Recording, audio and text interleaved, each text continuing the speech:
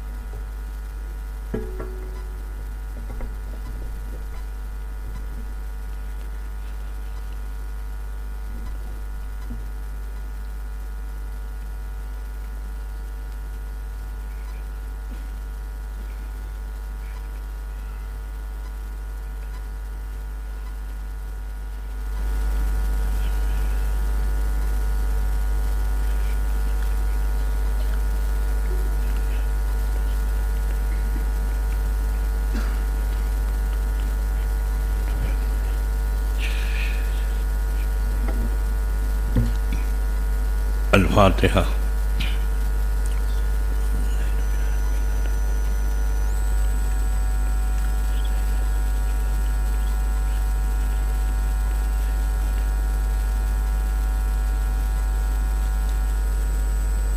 सुब्हान रब्बिका रब्बिल इज्जति अम्मा यसिफून व सलामुन अलल मुरसलीन वल्हम्दुलिल्लाहि रब्बिल आलमीन। औज़ु बिल्लाहि मिनश शैतानिर रजीम। बिस्मिल्लाहिर्रहमानिर्रहीम। नहमदुहु व नुसल्ली व नुसल्लिमु अला रसूलिल करीम। अम्मा बाद औज़ु बिल्लाहि मिनश शैतानिर रजीम। बिस्मिल्लाहिर्रहमानिर्रहीम। अला इन्ना औलिया अल्लाहि ला खौफुन अलैहिम व ला हुम यहज़नून। सदक़ल्लाहुल अलीयुल अज़ीम व सदक़ा रसूलुहुन नबियुल हबीबुल अमीनुल मुख्तारुल करीम व नहनु अला ज़ालिका लमिनश शाहिदीन व शाकिरीन वल्हम्दुलिल्लाहि रब्बिल आलमीन।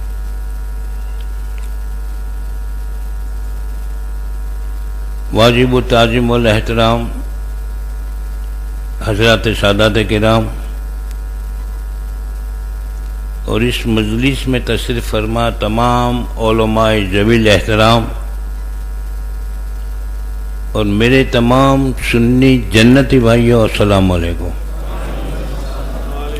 अहले सुन्नत के कदीम दस्तूर के मुताबिक आगाज़ गुफ्तगू से पहले खुलूस से दिल के साथ बावाज़ बुलंद बारगाह रिसालत में दरूद पाक का नजराना पेश करें।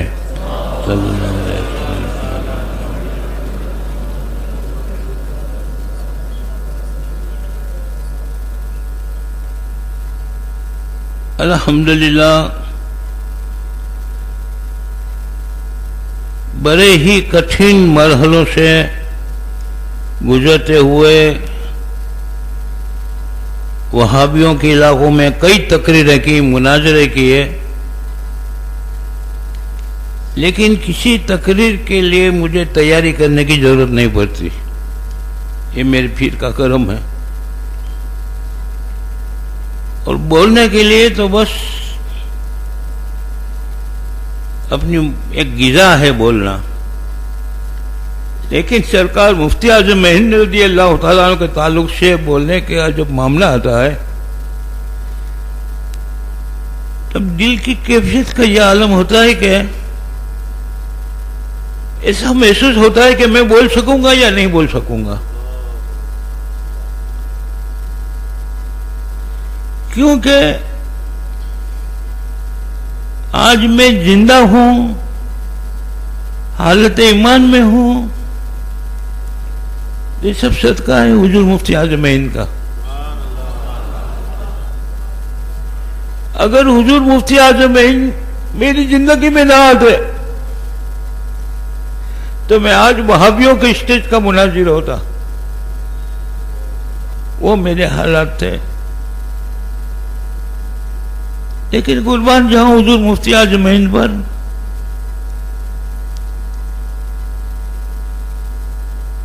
बस एक निगाह करम ने दिल की दुनिया बदल दी।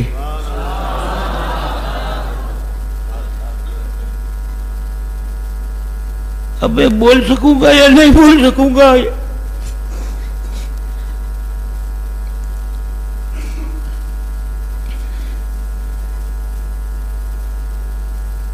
खैर, थोड़ा मूड बनाने के लिए आला हज़रत के किसी एक शेर की तस्रीर कर लें। तो क्या है, जो थोड़ी दिक्कत आ गई है सरकार मुफ्ती आजम इनके तस्वुर में,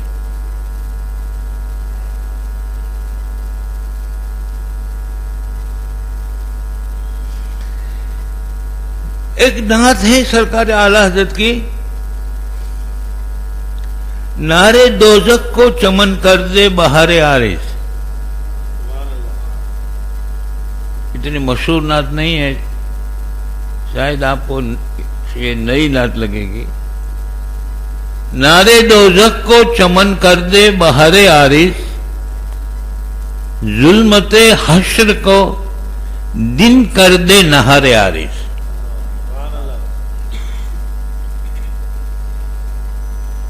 ये एक शेर पहला मतला इतना जामे और माने है कि कम से कम 100 हदीसों का अर्क और निचोड़ आला हज़रत ने एक शेर में दे दिया है।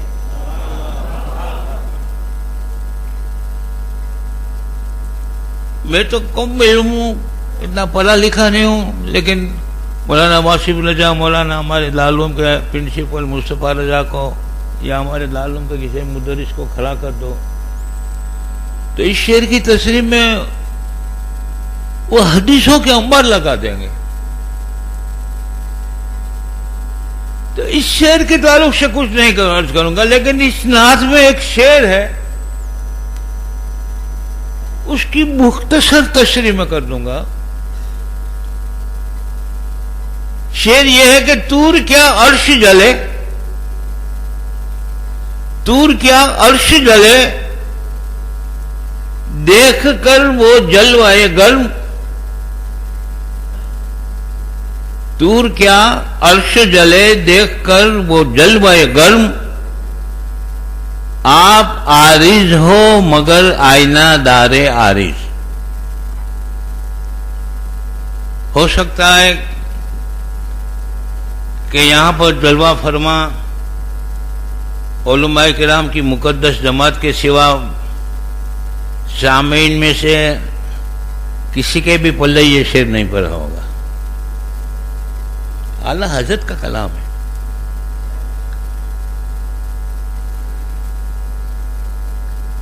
लेकिन ये खादिम आपकी खिदमत के लिए हाजिर है, आप फिक्र न करें। नात का जो पहला शेर है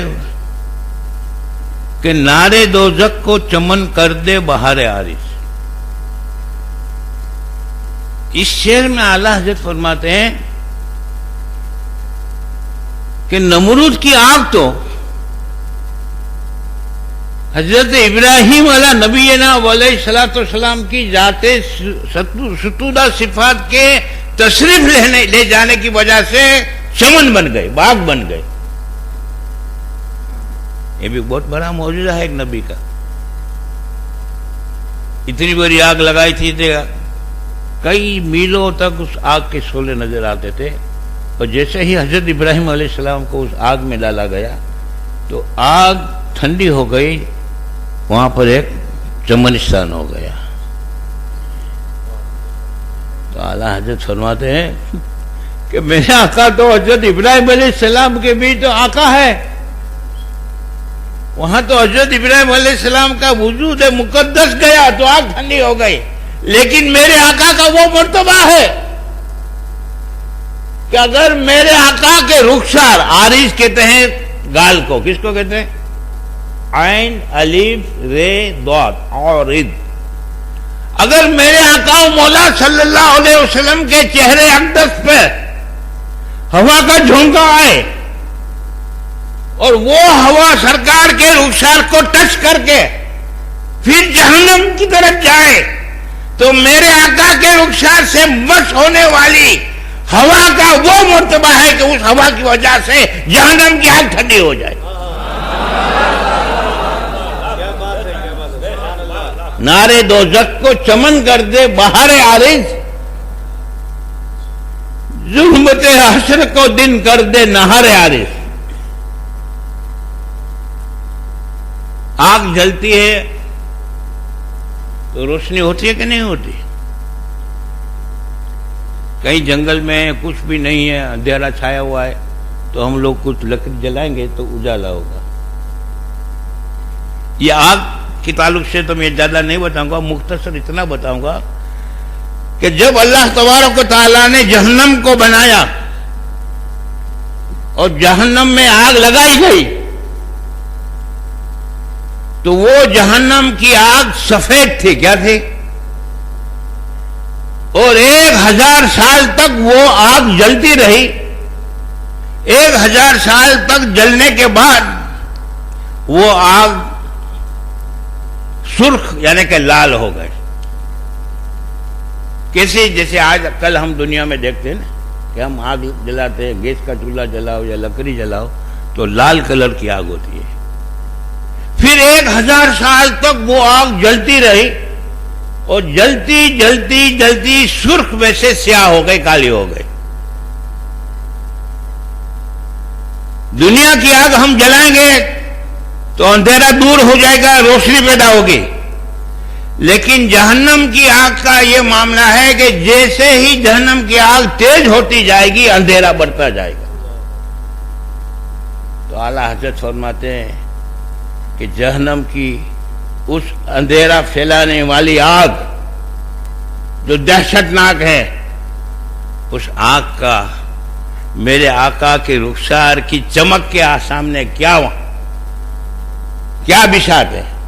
अगर मेरे आका मौला सल्लल्लाहु अलैहि वसल्लम के चेहरे अक़दस का उजाला, सुबह से मुराद नहार से मुराद दिन भी होता है, सुबह भी होता है और उजाला भी होता है। अगर मेरे आका मौला सल्लल्लाहु अलैहि वसल्लम के चेहरे अक़दस का उजाला जहन्नम की आग पे पड़ जाए तो वो आग भी दिन बन जाएगी।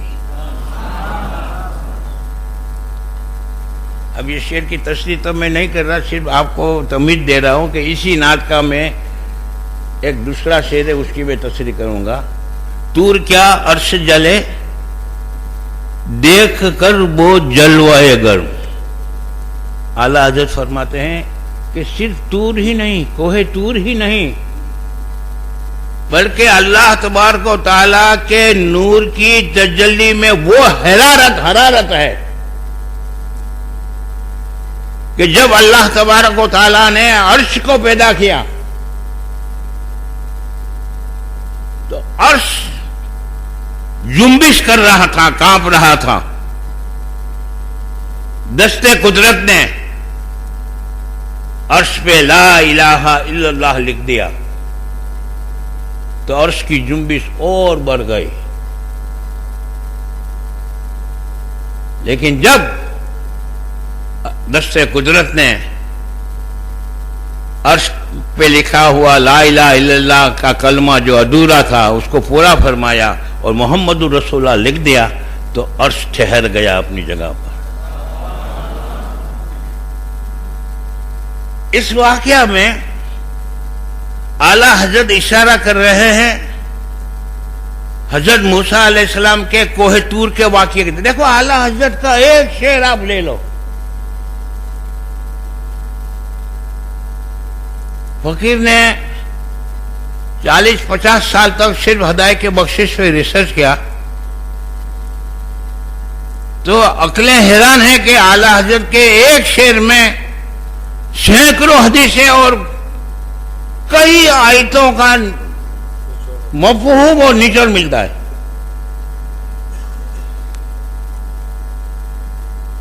अब इस एक ही शेर में आला हजरत फरमाते हैं, तूर क्या अर्श जले देखकर वो जलवाएगर, आप आरिज हैं मगर आईना दारे आरिज। देखो 2 मरतबा आरिज आया। ये सनअत तजनी से कामिल का शेर है, और उर्दू अदब में सनत तजनी से कामिल उस सनअत को कहा जाता है कि शायर अपने शेर में 2 हम वजन हम एराब अल्फाज लाए, लेकिन दोनों के माने अलग हो। आप आरिज हैं मगर आईना दारे आरिज, तो पहले जो आरिज है उससे मुराद है रुखसार, और दूसरा जो आरिज है उससे मुराद है वाकया, घटना, प्रसंग। गुजराती में प्रसंग बोलोगे। यानी आला हजरत फरमाते हैं, या रसूल अल्लाह, आपकी शान अज़मत और रफ़त पे मैं कुर्बान। या रसूल अल्लाह, अल्लाह के नूर की तजल्ली अर्श भी ना बर्दाश्त कर सके। या रसूल अल्लाह, वो नूर की तजल्ली को है तूर भी बर्दाश्त ना कर सके, लेकिन कुर्बान जाऊं या रसूल अल्लाह आपकी शान तहम्मुल का, कि सरकार आपका जो गाल है, आपका जो रुखसार अक़दस है, वो नूरे इलाही की तजल्ली की शाओं का मजहर है। अब वो किस तरह है उसको आपको समझना पड़ेगा।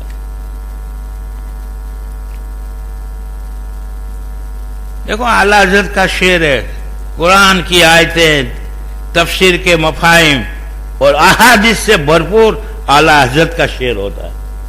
इसलिए तो कहते हैं कि कलामुल इमाम इमामुल कलाम। मूसा अलैहिस्सलाम का वाकया तो आपने सुना ही होगा ना। मैं आपको कुरान से बता दूं, सूरह एराफ आयत नंबर 143, वलम्मा जाआ मूसा लिमीकातिना फकल्लमहु रब्बुहु काला रब्बे अरनी अंजुर इलैक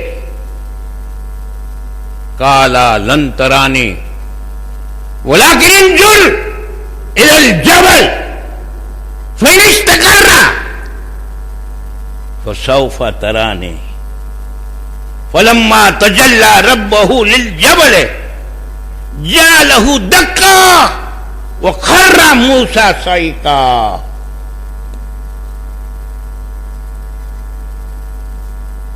अल्लाह तौफीक दे तो कंजुल ईमान शरीफ से इस आयत का तर्जुमा तफसीर पढ़ लेना। अल्लाह ताला फरमाता है कि जब मूसा आए हमारी मीकात पर, हमारे बुलाने पर,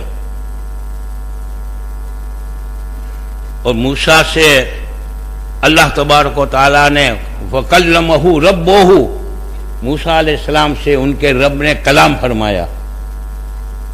इसीलिए तो मूसा अलैहिस्सलाम का लक़ब कलीमुल्लाह है। आदम अलैहिस्सलाम का सफ़ीउल्लाह, नूह अलैहिस्सलाम का नजीबुल्लाह, इब्राहिम अलैहिस्सलाम का खलीलुल्लाह, इस्माइल अलैहिस्सलाम का जबीहुल्लाह और मूसा अलैहिस्सलाम का। तो अल्लाह ताला ने फजल फरमाया, कलम फरमाया, और हजरत मूसा अलैहिस्सलाम को हम कलामी का शर्फ इनायत फरमाया। तो मूसा अलैहिस्सलाम को हसरत हुई, क्यों न मैं रब से और भी कुछ मांग लूं। जब मेरा रब मुझसे कलाम फरमाया है, और अगर मजीद करम फरमा दे और अपना दीदार करा दे तो मेरी किस्मत चमक जाए। काला रब्बे अरनी अंजुर इलैक। तो जब अल्लाह ताला ने मूसा अलैहिस्सलाम से हम कलामी की, तो मूसा अलैहिस्सलाम अर्ज करते हैं, ए मेरे रब, मुझे तेरा जलवा दिखा ताकि मैं तुझे देखूं। देखो, ख्वाहिश भी देखना, फिर उसका अंजाम भी क्या होता है वो भी देखना। काला लन तरानी, तो इरशाद होता है, मूसा तुम मुझे नहीं देख सकते। लेकिन मूसा अलैहिस्सलाम की तो हसरत थी दीदार इलाही की, बार बार दुआ कर रहे थे, रब्बे अरनी अंजुर इलैक, रब्बे अरनी अंजुर इलैक। फजलो इनायत का करम हुआ मूसा अलैहिस्सलाम पर, और पहले ये इरशाद हुआ कि तुम नहीं देख सकते, लेकिन अब देख सकने का स्कोप पैदा हुआ। इरशाद होता है वलाकिन इंजुर इलल जबल, ए मूसा तुम मुझे डायरेक्ट नहीं देख सकते, हाँ इस पहाड़ की तरफ देखो। किसकी तरफ? पहाड़ से मुराद कोहे तूर पहाड़ है। इस पहाड़ की तरफ देखो, अगर वो ठहरा रहा फसौफा तराने, तो हो सकता है तुम मुझे देख लो, यानी कि मुझे देख लो ना कि मेरे नूर को देख लो। फलम्मा तजल्ला रब्बहु लिल जबल, जब अल्लाह ताला ने अपने नूर की किरण के जलवा कोह तूर पे चमकाया, अल्लाह ताला ने एक किरण नूर की, एक किरण की एक बारीक जलवा कोहे तूर पे नाजिल किया। तो मूसा को क्या कहा था, तुम डायरेक्ट नहीं देख सकोगे, वाया कोहे तूर देखो, इनडायरेक्ट, डायरेक्ट नहीं देख सकते, वाया कोहे तूर देखो तो देख सकोगे। वो भी कब कि अगर कोहे तूर सलामत रहा। तो फलम्मा तजल्ला रब्बहु लिल जबल जालहु दक्का, जैसे ही अल्लाह के नूर की किरण का जलवा कोहे तूर पे आया, जालहु दक्का, कोहे तूर पास पास हो गया। गुजराती में कहेंगे कोहे तूर भूखे भूखा થઈ ગયો। वो खर्रा मूसा सही का कुरान की आयत है, और बेहोश होकर गिरे मूसा। मेराज का वाकया तो आपने बहुत सुना होगा, लेकिन अब मैं आपको मेराज के वाकया का फलसफा आला हजरत अजमत मुस्तफा के लिए कहां से कहां ले जाते हैं, वो देखेंगे, आपका ईमान ताजा हो जाएगा। कहिए सुभान अल्लाह। अब ये वाकया हो गया, मूसा अलैहिस्सलाम एक लम्हा के लिए भी अल्लाह के नूर की किरण की तजल्ली का जलवा ना देख सके, और जैसे ही किरण नाजिल हुई नूर की, बस यूं आंख झपकी देखा और बेहोश हो गए, बर्दाश्त नहीं कर सके। क्या हुआ? पहले तो हसरत थी कि अल्लाह तेरा जलवा दिखा, मैं तुझे देखूं, लेकिन एक किरण की तजल्ली का जलवा देखा तो बर्दाश्त नहीं हुआ, बेहोश होकर गिर गए। तो अल्लाह को देखने का की हसरत तो मन की मन में रह गई कि नहीं रह गई? वो हसरत लिए मूसा अलैहिस्सलाम ने अपनी पूरी जिंदगी गुजारी, और शबे मेराज तक वही हसरत मूसा अलैहिस्सलाम के दिल में दबी हुई रही। हाय हाय, कितना सुनहरी मौका आया था, और अल्लाह ने करम फरमाया और अपना दीदार करने का फजल फरमाया, लेकिन मेरे अंदर इतनी ताकत नहीं, तहम्मुल नहीं। तहम्मुल को कहते हैं गुजराती में सहन शक्ति। मुझ में इतनी सहन शक्ति न थी, मुझ में इतनी कुव्वत तहम्मुल न थी कि मैं अल्लाह के नूर की किरण की तजल्ली का जलवा देख सकूं। एक किरण गिरी, देखा, बेहोश हो गया। अब सोचो, अल्लाह के नूर की किरण कहां गिरने वाली थी? डायरेक्ट मूसा अलैहिस्सलाम पे नहीं, कहां? कोहे तूर पे। और उसका रिफ्लेक्शमेंट, अंग्रेजी में कहते हैं रिफ्लेक्शमेंट, वो ही मूसा अलैहिस्सलाम देखने वाले थे। लन तरानी वलाकिन इंजुर इलल जबल, तुम मुझे नहीं देख सकते, हाँ इस पहाड़ की तरफ देखो, अगर वो ठहरा रहा अपनी जगह पे तो हो सकता है तुम मुझे देख लो। मूसा अलैहिस्सलाम नहीं देख सके, पहाड़ भी ठहरा नहीं रहा, पहाड़ भी पास पास चूरा चूरा टुकड़े टुकड़े हो गया। मूसा अलैहिस्सलाम की हसरत मन की मन में रह गई। मेराज में उलमा तकरीर करते हैं कि अल्लाह ताला ने अपने महबूब को मेराज का तोहफा क्या दिया मालूम है? नमाज है ना, अस्सलातु मेराजुल मोमिनीन। तो सुनते हैं कि पहले 50 वक्त की नमाज थी। कितने वक्त थी? फिर आखिर में कितनी रही? 5। ये क्यों हुआ? इसका आला हज़रत का फलसफा देखो, ईमान ताजा हो जाए। और ये समझने के लिए मैं आपको एक आसान मिसाल देता हूं, समझ लो। अब सरकार ताजुस शरिया बज़ाहिर तो इंतकाल हो गया है, लेकिन हमारा तो अकीदा है कि वो अभी भी जिंदा है। हम इनको नहीं देख सकते, वो तो हमें जरूर देख रहे हैं। सुभान अल्लाह। अब समझो ताजुस शरिया को हजरत मौलाना तुराबुल हक साहब ने सरकार दो आलम सल्लल्लाहु अलैहि वसल्लम की नालेन अक़दस तोहफे में दिए। मिसाल के तौर पर समझ लो कि वो नालेन लेकर सरकार ताजुस शरिया पोरबंदर आए और जुमे का दिन था। ऐलान हुआ कि सरकार ताजुस शरिया अपने साथ सरकार दो आलम सल्लल्लाहु अलैहि वसल्लम की नालेन लाए हैं। नमाज जुम्मा के बाद ज़ियारत कराई जाएगी और 5 बजे हजरत की फ्लाइट है, बंबई की या दिल्ली की फ्लाइट है, तो 4 बजे तक ज़ियारत कराई जाएगी। अगले दिन ऐलान हो गया तो हंगामा हो गया पब्लिक का। नालेन शरीफ को रेशमी कपड़े पे रख के, टेबल रख के सजाया गया था और लकड़ी के बांबू से रेलिंग बांध दी गई थी ताकि कोई नालेन को टच न करे। और ऐलान किया था, वॉलंटियर भी काम पे लग गए थे।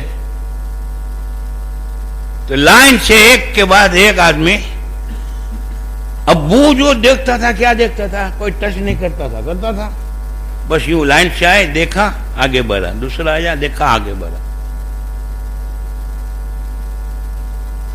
इसमें हमारे ये सबीर भाई भी लाइन में घुसे ज़ियारत के लिए, और आगे आदमी को भी देख रहे हैं, गरीब को भी देख रहे हैं। 4 बजे तो ज़ियारत बंद हो जाएगी। आहिस्ता आहिस्ता लाइन भी यूं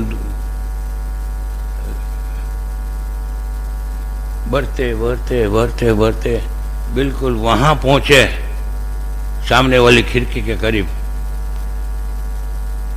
तो 4 में 5 मिनट कम थे। कितनी? तो भी जल्दी धक्के लगा लगा के जहाँ बाल मुबारक का कप की अलमारी है ना, वहां तक पहुंचे।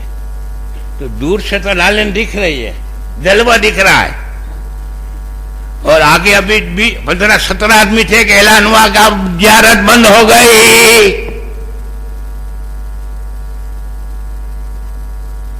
सबीर भाई की मन में रह गई, है ना। करीब से नहीं देखा, दूर से देख रहे हैं, कहा नालेन शरीफ पड़ी हुई है, दूर से जलवा देख रहे हैं। और बराबर 4 बज गए, इनसे पहले अभी 12-15 आदमी थे और ऐलान हो गया, चलो ज़ियारत बंद। तब क्या, सरकार ताजुस शरिया को जाना था, सरकार को फ्लाइट में जाने के लिए एयरपोर्ट पे छोड़ने चले गए और नाव डूब गई, है ना। ऐसा ही मामला हुआ ना। ये हसरत मन में लिए लिए लिए बेचारे घूम रहे थे। इत्तेफाक से एक दिन वो बड़ौदा गए थे काम से, और वहां से सोचा कि चलो मैं भी बरेली शरीफ आला हजरत की मजार पे हाजिरी दे के आ जाऊं। बड़ौदा से जी ट्रेन में चढ़े न एसी कोच में, तो इनकी ताजुब का कोई शुमार नहीं था। क्या देखते हैं कि जिस कंपार्टमेंट में चढ़े वहां ताजुस शरिया भी है। असद मियाँ भी है, हमारे सलीम बापू भी है, मौलाना वासिफ रजा भी है। अरे शबीर भाई तो खुश हो गया, माशाअल्लाह आज किस्मत चमकेगी। तो पूछा, असद भाई ने बताया कि हजरत मुंबई गए थे और मुंबई से जा रहे हैं, बरेली शरीफ जा रहे हैं, इसलिए दिल्ली की ट्रेन में बैठे हुए हैं। तो क्या मुंबई में प्रोग्राम था? हाँ मुंबई में प्रोग्राम था ना, ये ऊपर के बक्से में कोई नालन शरीफ है ना, उसकी जियारत कराने का प्रोग्राम था।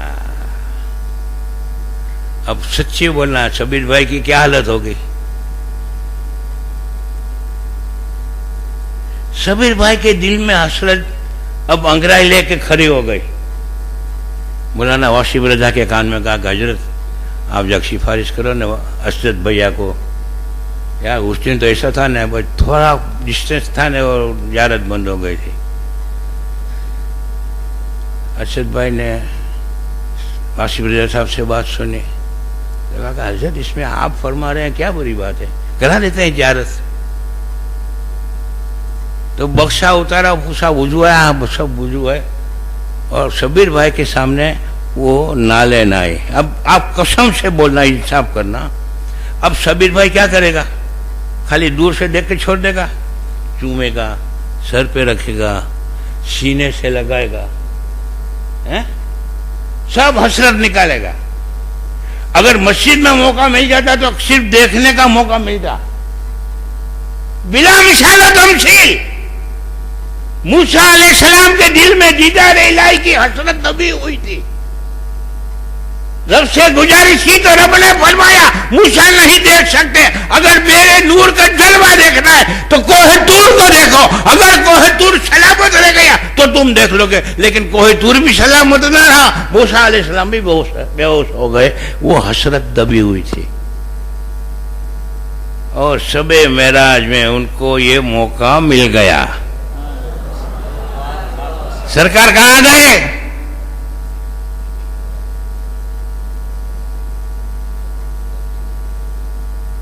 वो क्या, सुम्मा दना फतदल्ला फकाना काबा कौसैन अव अदना।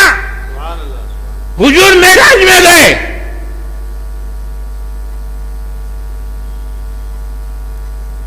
तो क्या हुआ? सुम्मा दना, वो जलवा उतरा। तर्जुमा आला हज़रत का बता, फतदल्ला, और वो जलवा इतना करीब हुआ, फकाना काबा कौसैन अव अदना। तो अब वो जलवा और महबूब के दरमियान में 2 हाथ जितना फासला, बल्कि उससे भी कम फासला था।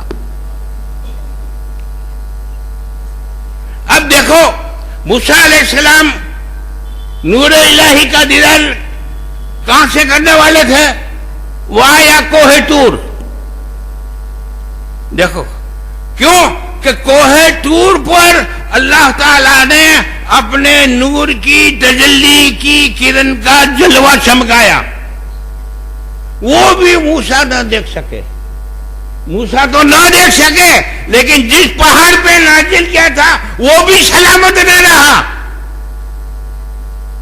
लेकिन जो महबूब शबे मेराज में रब से इतना करीब हुआ कि सिर्फ 2 हाथ का फासला, बल्कि उससे भी कम, तो बिल यकीन कहना पड़ेगा कि नूर इलाही की शुआएं सरकार के चेहरे पे पड़ी होंगी।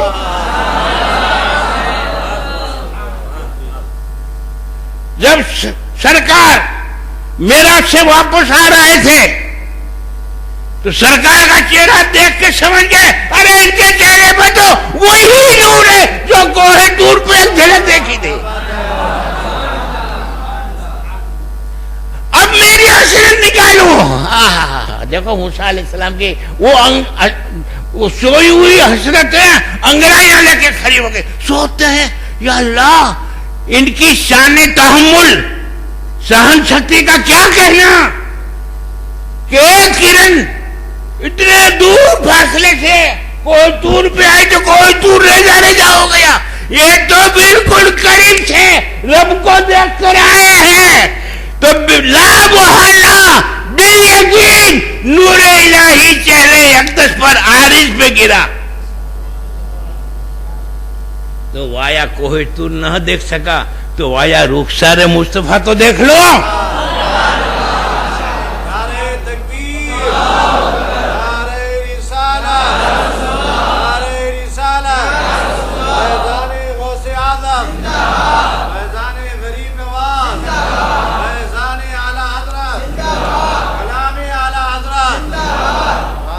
अभी सुनो, अभी तो वो नुक्ते आएंगे आपका ईमान ताजा हो जाएगा। तो मूसा अलैहिस्सलाम ने सरकार के चेहरे को बड़े गौर से देखा, दिल ठंडा हो गया। हाय जो हसरत अधूरी थी, वाया कोहे तूर तो न देख सका, लेकिन वाया रुखसारे मुस्तफा तो नूर इलाही का दीदार कर लिया। लेकिन बिला मिसाल और तमसील सबीर भाई को असरत भैया ने नालेन दिखाए तो सुकून तो मिल गया, फिर भी हसरत थी यार, सर पे तो रख लो, होती है कि नहीं हसरत। तो मूसा अलैहिस्सलाम का पेट नहीं भरा, नहीं पता पेट नहीं भरा, हसरत और उमंग के साथ उभरे, सोचते हैं यार अब वापस भेजूं तो फिर जाएंगे, फिर रब से करीब होंगे, फिर नूर इलाही रुखसार पे गिरेगा और फिर मैं रुखसार से फिर दीदार करूंगा। तो अर्ज करते हैं या रसूल अल्लाह, आपको रब ने क्या तोहफा दिया? तो सरकार फरमाते हैं मूसा अलैहिस्सलाम, अल्लाह ताला ने मेरी उम्मत पर 50 वक्त की नमाज फर्ज की। तो अर्ज करते हैं या रसूल अल्लाह, आपकी उम्र नहीं पढ़ सकेगी। अच्छा नहीं पढ़ सकेगी तो क्या करेंगे? हम जाओ वापस, देखो वापस भेज रहे हैं और आपके पास जाके कम कुछ कम करा के आओ। सरकार ने कहा ठीक है। सरकार गए, फिर वापस आए। अब मूसा अलैहिस्सलाम के दिल की हसरत आहिस्ता आहिस्ता पूरी होती जा रही है। फिर सरकार गए, इतने करीब से रब को देखा, नूर इलाही की किरणें चेहरे अक़दस पे पड़ी, रुखसार पे पड़े। मूसा अलैहिस्सलाम ने फिर दूसरी मर्तबा दीदार किया। कोहे तूर पे तो एक मर्तबा भी दीदार न हो सका, जैसे ही नूर की किरण गिरी देखते ही बेहोश हो गए। लेकिन आप तो 2 मर्तबा देख लिया। 50 वक्त की नमाज लेकर आए थे तब भी देखा, अब 5 कम करा के 45 वक्त की लेकर आए तब भी देख लिया, फिर भी जी नहीं भरा। फिर कहते या रसूलल्लाह 45 वक्त भी की भी नहीं पढ़ सकेंगे तो क्या करेंगे? सरकार फिर लाओ। तो सरकार दो आलम सल्लल्लाहु अलैहि वसल्लम फरमाते कि लम अजल बैना मूसा व रब्बी। तो सरकार फरमाते हैं कि मैं मूसा अलैहिस्सलाम और मेरे रब के दरमियान आता जाता रहा, यहां तक के 5 वक्त की नमाज बची। कितनी? तो सरकार कितनी मरतबा कम कराने गए? 9 मरतबा। तो 9 मरतबा गए और 9 मरतबा आए, बराबर। तो जब भी गए नूर इलाही की शुआएं सरकार के रुखसार पे गिरी और जब वो नूर का तोहफा लेकर सरकार जब वापस आए तो 9 मरतबा मूसा अलैहिस्सलाम ने भी जियारत की कि नहीं की? अब एक नुक्ता लिख लो, 50 वक्त की नमाज थी, वो 5 वक्त की हो गई। क्या रब के इल्म में नहीं था कि घटाते घटाते मुझे 5 मरतबा करनी ही पड़ेगी? था कि नहीं इल्म में? क्या सरकार को नहीं मालूम था कि सरकार मेरे वसीले से मेरी उम्मत पर करम फरमाते हुए नमाजों की तादाद घटाते घटाते 50 में से 5 कर देगा? या हर मरतबा क्या 5 मरतबा घटी जा रहे? तो इसमें नुक्ता यह कि रब भी चाहता था महबूब भर आए।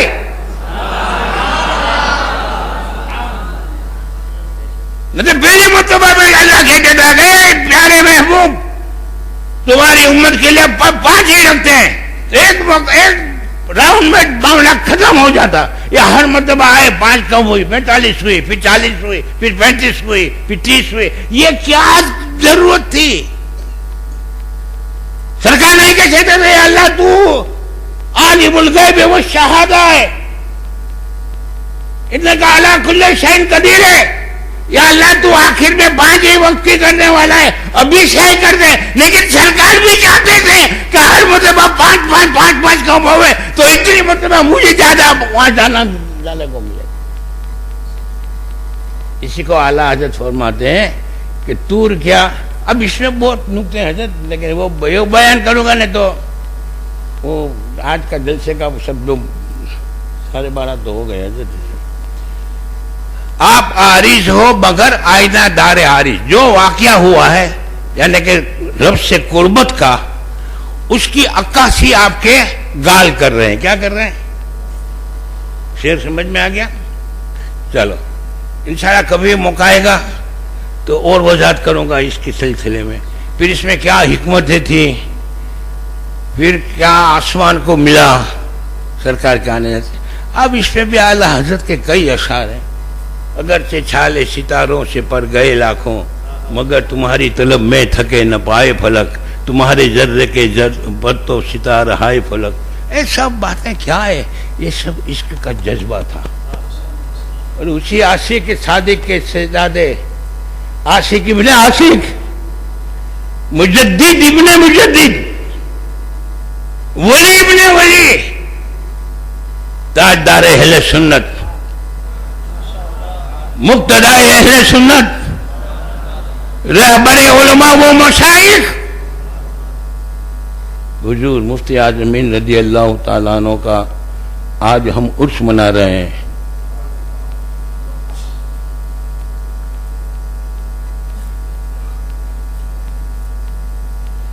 ये क्या हस्ती थी मालूम है? मैं ये समझता था कि मुफ्ती आजम हिंद पावरफुल पीर हैं। क्या है? लेकिन ये मेरी गलत फहमी थी। मुफ्ती आजम हिंद पावरफुल पीर नहीं थे, सुपर पावरफुल पीर थे। क्या थे? ऐसा पीर न देखा न सुना। एक मिसाल आपको दूं। आप 200-500 छोटे छोटे कांच के टुकड़े एक थैले में भरो और उसमें 2-5 सच्चे हीरे भी डाल दो, और वो पूरी थैली लेकर आप किसी जौहरी के पास जाएंगे ना, तो जौहरी क्या करेगा मालूम है? यूं करके जो ओरिजिनल हीरा होगा ना उसको उठा लेगा, क्योंकि जौहरी को हीरे की परख होती है। इसी तरह वली में शनासत, वली को वली ही पहचानता है। अब जौहरी के पास भी इसका नॉलेज होता है ना, जब तो पहचानता है ना। उसमें इतनी सलाहियत होती है कि एक ही नजर में वो पहचान लेता है कि ये हीरा है या कांच का टुकड़ा है। तो वो सलाहियत विलायत की, परख की मारेरा के बुजुर्गों में थी। पहली ही नजर में तार लिया। ये आज सरकार ताजुशरी आते हैं, असद मियाँ साहब आते हैं, अमीन मियाँ साहब आते हैं, सरकार नजीब हैदर साहब आते हैं, हम लोग को मुरीद कर लेते हैं, हम लोग मुरीद हो जाते हैं। कोई अहमियत हमारे पास नहीं रही। क्यों? बहुत इजी हो गया मुरीद होना। मारेरा मुकद्दस का वो आस्थाना, सैयद अबुल हुसैन अहमद नूरी का जमाना, कि मारेरा जाकर मुरीद हो जाना ये बहुत बड़े कमाल की बात होती थी। है मारेरा जाकर अब मुरीद हो गया क्या? अरे यार गजब के नसीबदार हो यार, आपने आपको मारेरा वाला मुरीद हाँ कर दिया। क्यों? ये पहली नजर में परख लेते थे। और आमतौर से मुरीद होने का, एक आदमी मुरीद होने गया, सरकार नूरी दादा का वाकया बताता। गर्मियों का जमाना था, 2-3 दिन से हजरत को कहता था हुजूर मुरीद कर लो, मुरीद कर लो, मुरीद कर। हजरत फरमाते हैं इंशाअल्लाह वक्त आएगा मुरीद कर ले, लेकिन उससे अब बर्दाश्त नहीं होता। हजरत इतने दिन से मैं गुजारिश कर रहा हूँ, हुजूर अब करम कर दो, सिलसिले में दाखिल कर लो। अच्छा ठीक है, देखेंगे। यूपी की गर्मी तो आपको मालूम है, बेतहाशा धूप। हजरत ने खादिम को फरमाया इस मेहमान को आज डट के मछली खिलाओ। क्या खिलाओ? खूब मछली खिलाओ। और जब वो कमरे में जाए ना तो पानी का जो मटका है ना वो बाहर निकाल लेना। ठीक है, वो बेचारे कमरे में आराम करने चले गए। थोड़ी देर प्यास लगी तो पानी हेजने मटका तो बाहर निकल गया। पूरी रात पानी पानी पानी, एक खादिम साहब पानी लाओ, पानी लाओ, पानी। लेकिन हजरत की सख्त मुमानियत थी, खबरदार एक कतरा उसको पानी का मत देना। उसने जो रात निकाली है उसके नजदीक तो कयामत की रात हो गई थी। सुबह जब नमाज के लिए खोला ना तो जैसे ही दरवाजा खुलते ही उसने छलांग लगाई और जहां बाहर पानी के मटके लगे हुए थे ना, मटका उठा के पूरा पी गया। हजरत ने बुलाया, बेटा सही बोल, आज जो तुझे पानी की कदर हुई इसी कदर कभी हुई थी? तो बोले कि नहीं हुई। बोले आज तुझे तलब सादिक हुई? तो कहाँ तलब? तो फरमाया जब तेरे दिल में मुरीद होने की तलब सादिक पैदा हो जाएगी उस दिन मुरीद कर लेंगे। तो देखो, मुरीद होने के लिए इतने सख्त इम्तिहान देने पड़ते थे, तो खिलाफत तो कोई सोच ही नहीं सकता।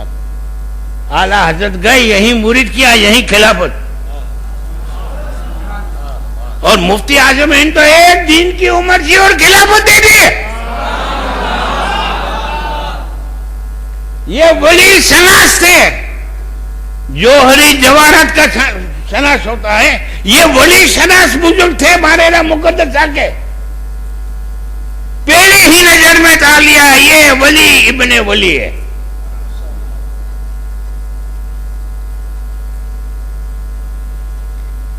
और मारेरा के बुजुर्ग, एक को देखो फिर दूसरे को देखो तो आपको लगेगा यार हर एक से बढ़कर एक है कि नहीं? और मारेरा के बुजुर्गों की कई करामत है, कभी इंशाल्लाह मौका मिलेगा तो बयान करूंगा। उसी आस्ताने मुकद्दसा के ताजदार, सज्जादा नशीन, बल्कि मैं तो उनको मुजद्दिद बरकातियत भी कहता हूं। मेरे आका नेमत सरकार अहसनुल उलमा अल मारूफ हसन मियां मुस्तफा हैदर रदी अल्लाह ताला अन्हु से एक आदमी ने सवाल किया, हजरत आपका खानदान तो बड़े बड़े बुजुर्गों का खानदान है। अरे सही साहब, अच्छा बाबा,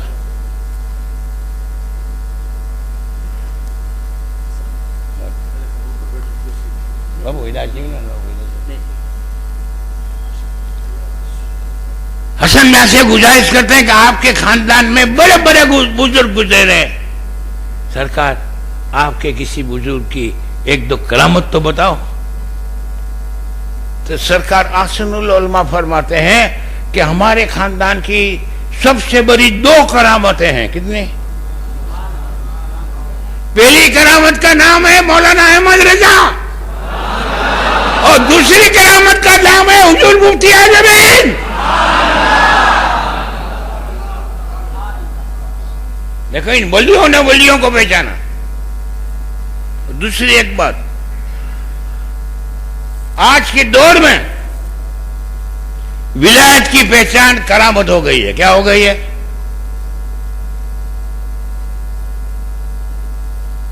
हम किसी को कहेंगे कि हमारे सैयद जलाल बाबू जिंदा वली हैं। क्या जिंदा वली है? इनकी करामत क्या है? पहला जेठ पूछेंगे करामत क्या है। एक नुक्ता हमेशा याद रखो,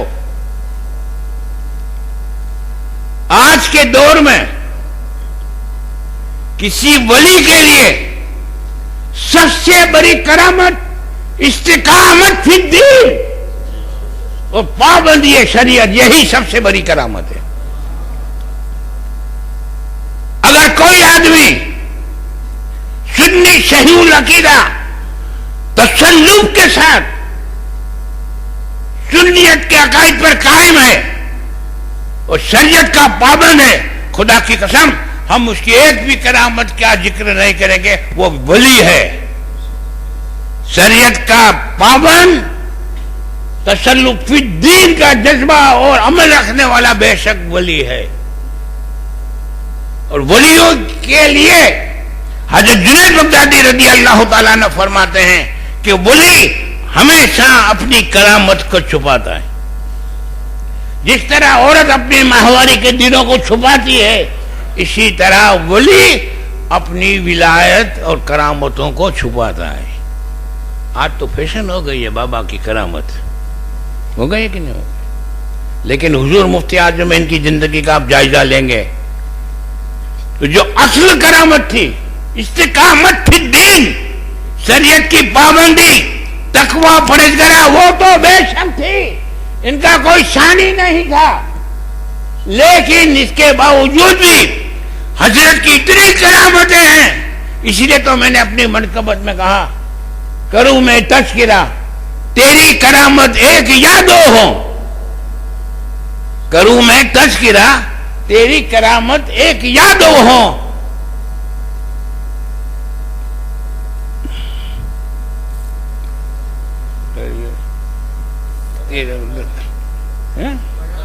हाँ, बयां करना नहीं मुमकिन करामत की वो कसरत है।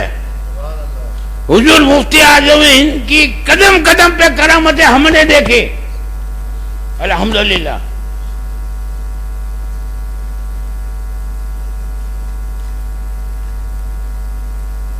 साढ़े 12 तो हो गए ना, 1:30 बजे मैं खत्म कर दूंगा, फिर कुल का फत्ते को बीच में कोई का प्रोग्राम है। अभी तो क्या है, मेरी बैटरी चार्ज हो रही है आहिस्ता आहिस्ता, अभी हुई नहीं, हो रही है अभी, क्योंकि मेरी कमजोरी ये है कि मैं 5-10 मिनट दो तो बोल नहीं सकता, घंटा 1.5 घंटे के बाद तो मेरा थोड़ा मूड आता है।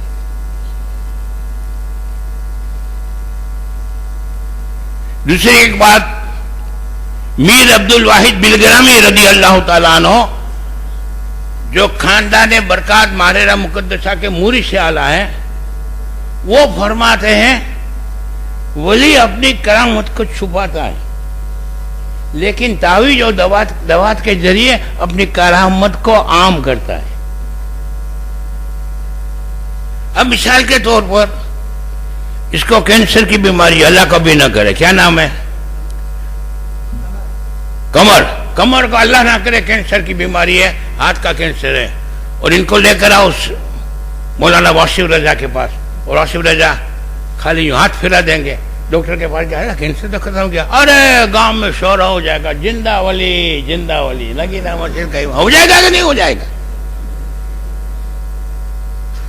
लेकिन अगर वासिफ रजा ये कहेंगे कि भाई ये मेरे पास मुफ्ती आजम का एक तावीज है, वो देता हूं, और वो तावीज दिया और ठीक हो गया, तो अब कोई ये नहीं कहेगा कि वासिफ रजा की करामत है, तावीज की करामत है। तो मीर अब्दुल वाहिद बिलग्रामी फरमाते हैं कि वली अपनी करामत को तावीज और दवा के अंदर छुपा के आम करता है।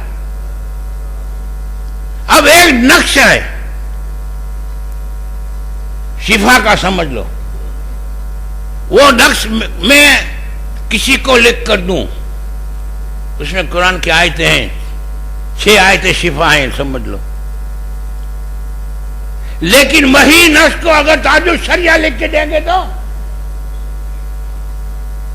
बीमारी के लिए 303 की गोली हो जाएगी, और हमारा दिया बताओ छोटी सी तमाचा होगा कि 2 दिन नहीं आएगा, बुखार फिर आना शुरू हो जाएगा। लेकिन अगर सरकार ताजुल शरिया या मुफ्ती आजमीन वही नक्श को लिख के देंगे, तो औलिया अल्लाह ने जो तावीज़ात राइज किए, उसके पीछे इनका फलसफा ये था कि हम तावीज़ों के जरिए खल्के खुदा की खिदमत करेंगे, करामतों के जरिए खल्के खुदा की खिदमत। और एक मसला और सुन लो, रसूल के लिए, नबी, रसूल और नबी के लिए मौजूदा बताना जरूरी, लेकिन वली के लिए करामत बताना कोई जरूरी नहीं है। इसके बावजूद इतनी करामतें मुफ्ती आजम इनकी। बस हम सिर्फ एक लफ्ज में कह सकेंगे कि सही माना में हुजूर मुफ्ती आजम है ही। सरकार गौसे पाक के बजहर थे, सरकार गौसे पाक की शबी थे। गौसे पाक रज़ी अल्लाह ताला अन्हु की सवाने हयात का मुताला करो तो जो जो करामतें सरकार गौसे पाक की हयात तैयबा में गौसे पाक से सादिर हुई है, उनका रिपीटेशन आपको हुजूर मुफ्ती आजम इनकी हयात में मिलेगा। सरकार गौसे पाक एक वक्त में कई जगह जाते थे एक वाकया सुनाऊं आपको। एक मरतबा हुजूर मुफ्ती आजम हिंद जयपुर गए। कहां पर?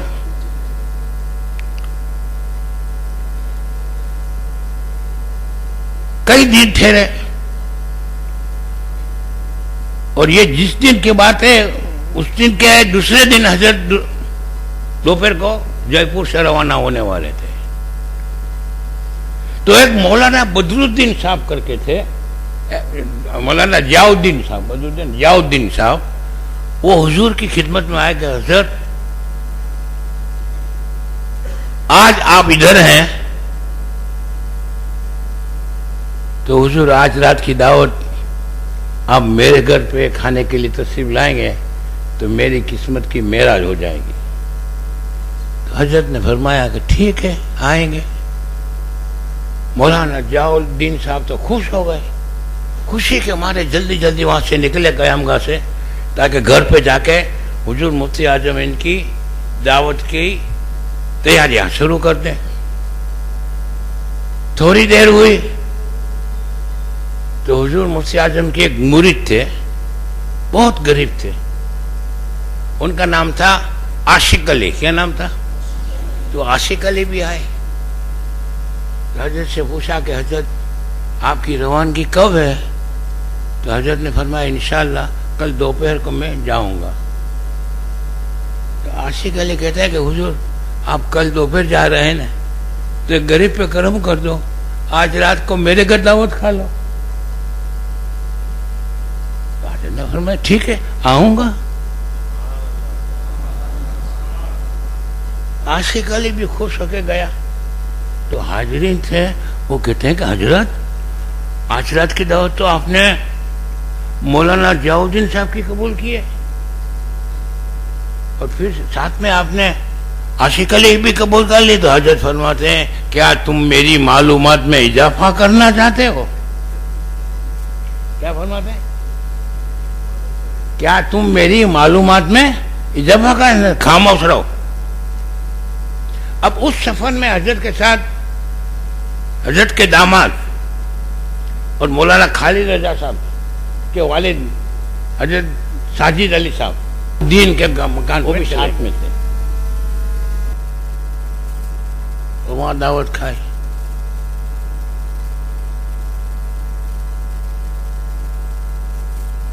दूसरे दिन हजरत की रवानगी थी।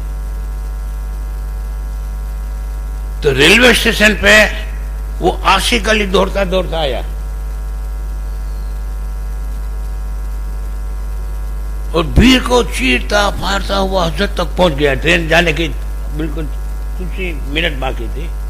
हजरत से 10 वर्ष किए हुजूर बस आपके जाने के बाद मेरा खोया हुआ लड़का आ गया। तो लोग पूछते हैं कि हजरत तेरे घर आए थे? हाँ कल मेरे रात रुके थे ना, इसलिए मैं ट्रेन चले गए। हजरत बैठ गए, ट्रेन चले गए। तो लोगों को ताजुब होता है कि यार मौलाना साजिद अली और हजरत तो मौलाना जियाउद्दीन के यहाँ दावत में थे और ये आशिक अली कितना है कि मेरे यहाँ थे। तो लोगों ने घेरा अब तुम सच बताओ। तो बोला देखो मैं आप बता रहा हूँ क्या हुआ। कल ऐसा हुआ कि कल मगरिब के बाद अचानक हजरत मेरे घर पे आए और अकेले आए। तो आशिक अली और साजिद मियां साहब में बहुत अच्छी दोस्ती थी, तो एक दूसरे को भाई की तरह चाहते थे। तो मैंने हजरत को अकेला देखा तो पूछा कि हजरत मेरा भाई नहीं आया? तो हजरत ने फरमाया ये और जगह गया हुआ है। ये भी सही है, गलत तो नहीं। हजरत मेरे यहाँ आए, मगरिब के बाद खाना खाया, नमाज पढ़ी ईशा की, और रात को महफिल जमी। महफिल जमी तो लोग गिरोह के गिरोह आने लगे। रात देर तक तावीज़ात का सिलसिला जारी रहा। किसी को बीमार था तो दम करने का सिलसिला जारी रहा, किसी को पानी फूंक के दिया, किसी को कोई मसला बताया। बड़ी रात देर तक लोग आते रहे और हजरत से मिलते रहे, मुसाफा करते रहे। और फिर हजरत ने कहा अब आप सब जाइए, आराम कीजिए। तो सब गए। तब आशिक अली के मकान में अब कौन रहे? हजरत और आशिक अली साहब। तो आशिक अली साहब को हजरत कहते हैं कि आशिक अली, सबने तावीज लिए, तुमने अपने खोए हुए बेटे के लिए क्यों तावीज नहीं मांगा?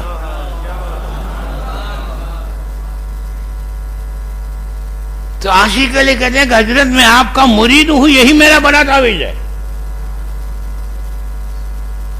मुझे तावीज की क्या जरूरत? मुझे तो आपकी निगाह करम की जरूरत है। तो हजरत फरमाते हैं अल्लाह बड़ा कारसाज है। अब ये आशिक अली का लड़का था जिसका नाम था वासिफ अली। वो 15 साल से गुम था। अब हजरत भी सो गए, आशिक अली भी सो गए।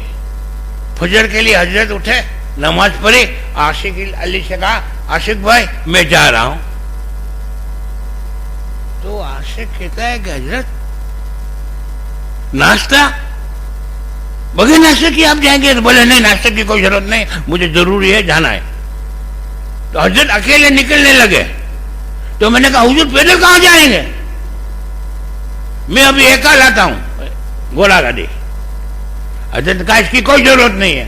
तो कहा नहीं हजरत मैं आपको पैदल नहीं जाने दूंगा। यूं करके मैं थोड़ा चलने की कोशिश करता हूं तो जमीन ने मेरे पांव चक्कर लिए। इतनी देर में क्या देखता हूं कि हजरत 2-4 कदम गए और गुम हो गए। अब सुनो दास्तान। आशिक अली ने रेलवे स्टेशन पे ही इतनी बड़ी भीड़ को बताया। बोले हजरत गुम हो गए। तो मैं बोला क्या हुआ? हजरत आए गए, कुछ समझ में नहीं आया। 10 मिनट नहीं हुई कि मेरा खोया हुआ लड़का वासिफ अली मेरे घर पे आया। अरे वासिफ अली तू आ गया? तो बोले हाँ अब्बू आ गया। तो बोले बेटा अब तू मुझे बता तेरा क्या हुआ था? तो आशिक अली ने यह बताया कि आज से 15 साल पहले मैं दोस्तों के साथ आपको और अम्मी को कहे बगैर इजाजत के अजमेर चला गया दोस्तों के साथ। वहां अजमेर में हम उर्स में गए थे, पैसे खत्म हो गए। पोजीशन ये हुई थी कि पैसे नहीं थे टिकट के भी कि जयपुर आए। तो अजमेर में एक इलाका है 16 खंबा। 16 खंबा के इलाके में हम लोग घूम रहे थे तो हमें एक फकीर मिला जिसका नाम था जमूद। क्या नाम था? जमूद। वो जमूद ने मुझे बुलाया कि इधर आओ बेटा। तो मैं इनके पास गया। अब मैं भी भूख से परेशान था, कल रात से खाया नहीं खाता, सुबह भी नहीं खाता। बोले बेटा तुम मेरे पास आ जा, मैं तेरी सब परेशानियों को दूर कर दूंगा। वो जमूद मुझे लेकर लंगर खाने की गली में गया और वहां लंगर वाले से कहा कि ये बच्चे को पहले खाना खिला दो। तो मैंने खूब खाना खाया। फिर वहां से लेकर मुझे चला और फिर मुझे बोलता है बेटा अपनी आंखें मेरी आंखें में डाल और देख। तो मैंने बोला कि अभी फकीर आदमी है, मेरे पे एहसान कर रहा है, मुझे कहता है कि तेरी तमाम तकलीफें मैं दूर कर दूंगा। तो मैंने उसकी आंख में झांक कर देखा कि बेहोश हो गया।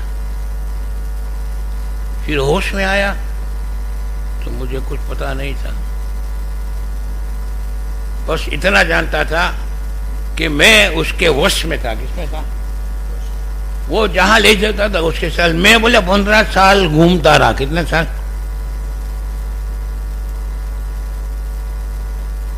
और कल रात को हम कलकत्ता में थे। कहां थे? और एक सराय में एक जम्मूद फकीर ने एक कोठरी में मुझे बंद करके रखा था ताकि मैं भाग न जाऊं। मेरी जेब में 1 रुपया भी नहीं होता था। क्यों? कि उसको डर लगता था कि अगर मुझे इसका वशीकरण का असर कम हो गया और मैं कहीं भाग गया तो रात में मुझे कोठरी में बंद करके दरवाजे में खुद सोया करता था। क्या देखता हूं कि हुजूर मुफ्ती आजमीन आ गए।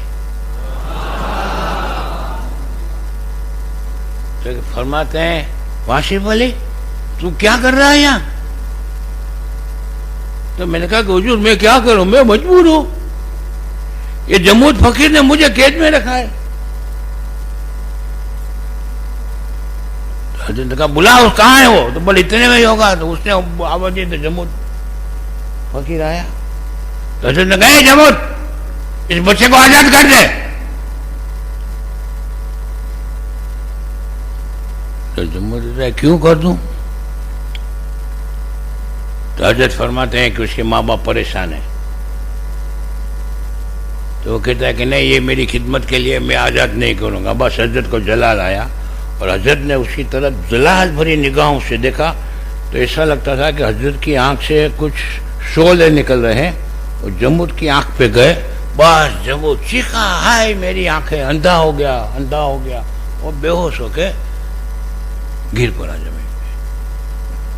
फिर हजरत ने मुझे कहा बेटा इधर आओ, आंखें बंद करो और जब तक मैं न कहूं आंख मत खोलना। तो मैंने हजरत के कहने के मुताबिक आंखें बंद कर ली। थोड़ी देर के बाद हजरत फरमाते हैं, आसिफ बोली बेटा आंख खोलो। जैसे मैंने आंख खोली तो मैं जयपुर में रामविलास बगीचे के पास खड़ा। ऐसे तो 50 वाकयात हजरत की सवान उम्र में मिले।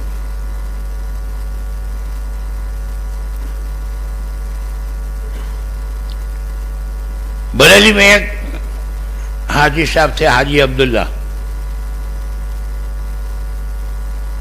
वो हज के लिए गए थे। वो हज से वापस आए और बरेली के लोगों को पूछा कि लोगों बताओ तो सही, मुफ्ती आजमीन हज करके आ गए वापस?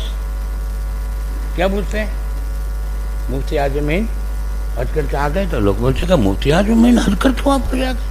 वो सवाल पे हजरत गए कहाँ है? बोले क्या बोलते हो, गए क्या? आप गए थे, मुफ्ती आजमीन नहीं गए थे। हजरत गए हो तो वापस आने का सवाल पैदा होता है ना। हजरत गए नहीं तो बोले क्या बोलते हो? मैंने हजरत के साथ तवाफ किया, हजरत के साथ ही मैं मीना में था, हजरत के साथ अरफात में था, मुजदलिफा में हजरत के साथ ही था मैं। फिर मदीना शरीफ में सरकार की गुलामी में रहते हुए सरकार की बारगाह में हाजिरी दी। हुजूर मुफ्ती आजमीन के साथ मस्जिद नबी में मैंने नमाजें पढ़ी। और तुम कहते हो कि मुफ्ती आजमीन हज के लिए नहीं गए? क्या झूठ बोलते हो? बोला कि भाई हाजी साहब हम झूठ नहीं बोलते, आपको अरे क्या गलत है, मैं मुफ्ती आजमीन को नहीं पता। इतनी मरतबा मुसाफा किया, इतनी मरतबा हाथ चूमे। चलो मैं आपको हजरत से मैं उसकी तहकीक करा देता हूँ, मैंने कबूलात करा देता हूँ।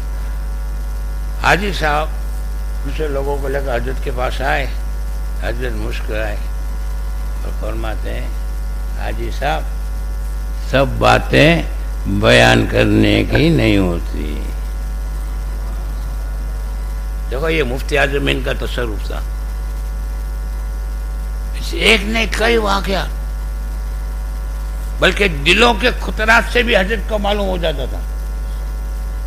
खुद ताजुद शरिया ने एक जगह लिखा है, मैंने पढ़ा था कि ताजुद शरिया फरमाते हैं कि जब मैं नया नया बादशाह फारिग होके आया था तब मैं हजरत के साथ नागपुर गया हुआ था दारुल उलूम अमजदिया के प्रोग्राम में।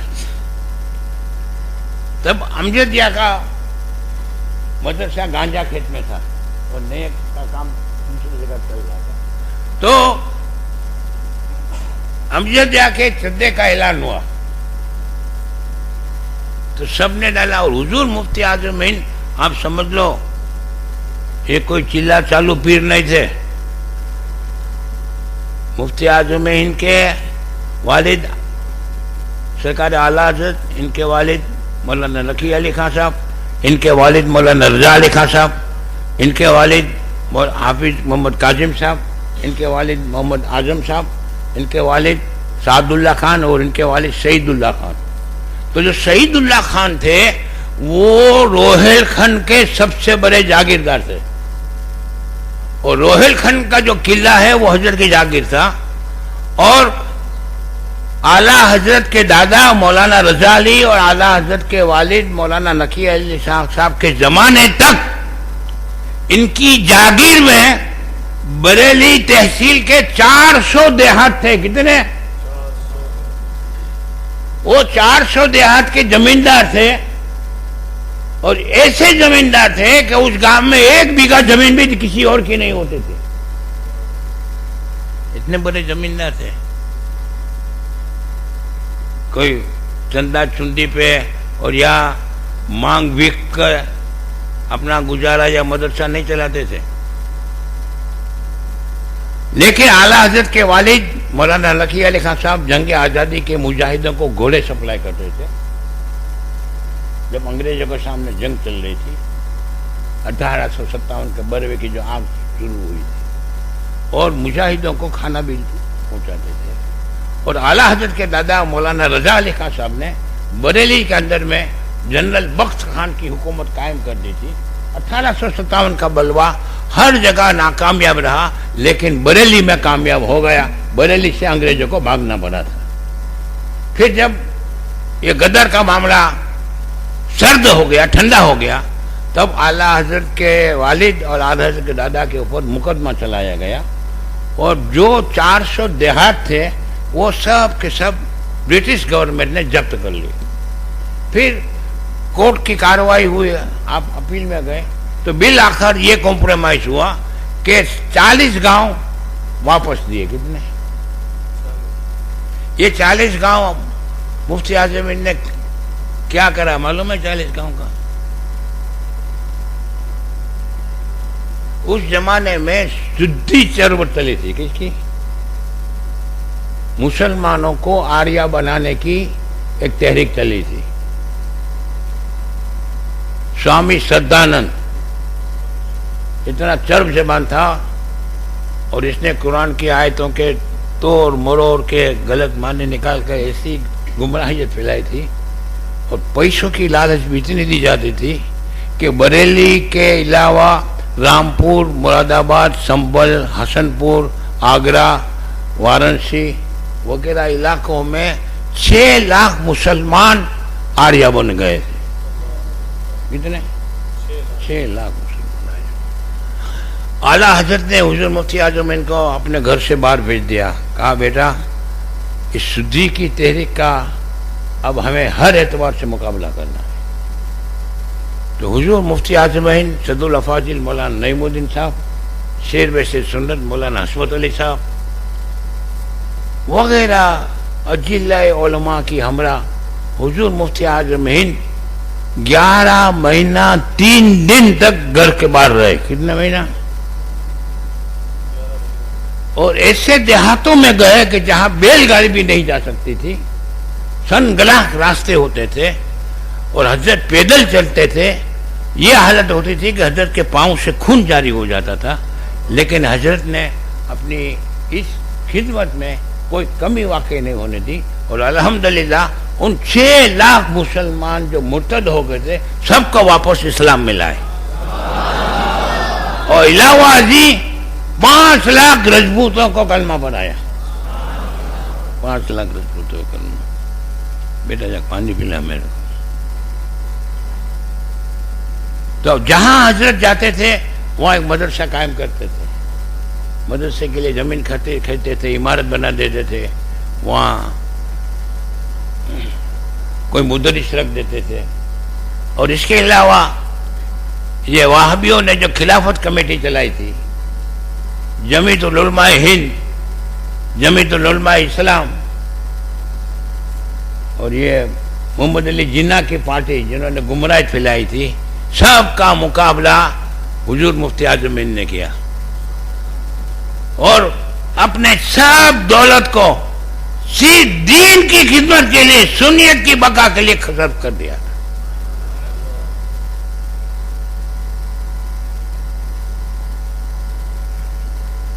हजरत पैसे के लालची नहीं थे।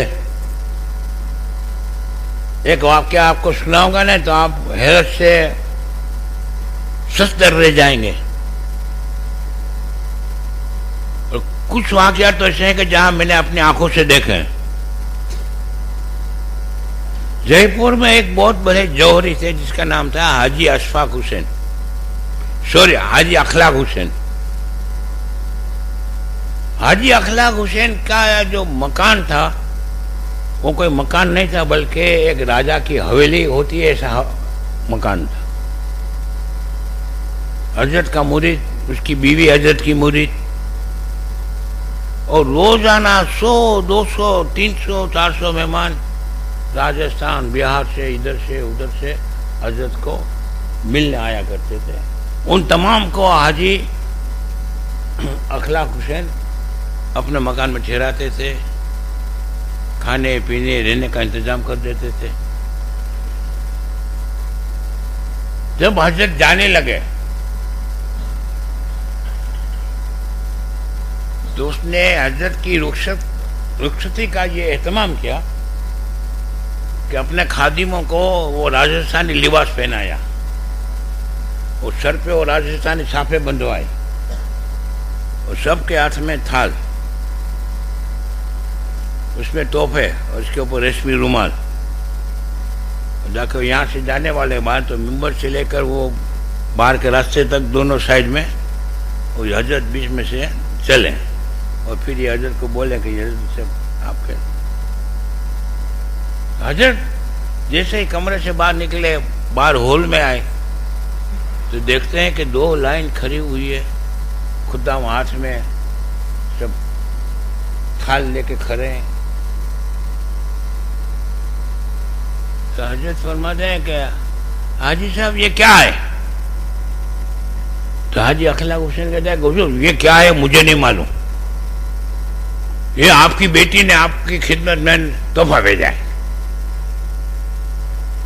तो हजरत फरमाते हैं कि हाजी साहब 1 हफ्ते से ज्यादा टाइम हो गया मैं आपके यहाँ मुकीम हूँ, मुझे मिलने रोज सैकड़ों आदमी आते हैं, उसको आप खिलाते हो, पिलाते हो, संभालते हो, ये खिदमत क्या कम है कि आप ये तोहफे से मुझे? बोले हजरत ये मैं कुछ ना जानूं, ये आप जानो ना आपकी बेटी जाने। लेकिन एक बात है हजरत, अगर आपने आपकी बेटी का ये नजराना कबूल नहीं किया ना तो उसका दिल टूट जाएगा, वो मर जाएगी, उसका दिल बहुत कमजोर है। हजरत फरमाते हैं ठीक है। तो हजरत ने एक थाल के ऊपर से रुमाल को इसे पूछा क्या रख दिया। उसमें क्या था मालूम है? सोने की गिनिया। दूसरा कोई हो तो जज़ाकल्लाह है ना। तो हजरत क्या फरमाते हैं मालूम है? फकीर को इसकी क्या जरूरत है? ये हजरत का तकिया कलाम था। भाई साहब ये मैं नहीं लूंगा। बोले नहीं हजरत मैं कुछ ना जानो, आप जानो आपकी बेटी जाने। बहुत जिद करने के बाद हजरत रजामंद हुए तोहफा कबूल करने के लिए।